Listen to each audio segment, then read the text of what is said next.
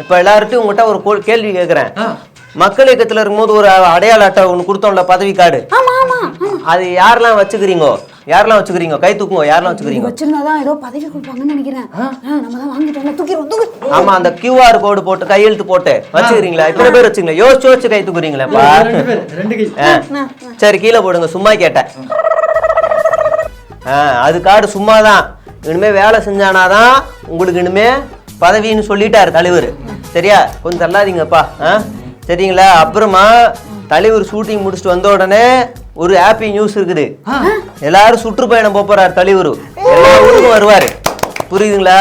அப்புறமா தலைவர் ஷூட்டிங்ல தான் இருக்காரு, மக்கள் பணியில இல்லைன்னா எல்லாம் பேசுவாங்க. அப்படிலாம் பதில் கொடுங்க. தலைவர் நேத்து கூட மக்கள் பணியில இருந்திருக்கிறாரு. நேத்து ஒரு காலேஜ்ல ஷூட்டிங் முடிச்சுட்டு அவர் வெளில வரும்போது ஃபேன்ஸை பார்த்து கை காட்டி டாட்டா காமிச்சாரு.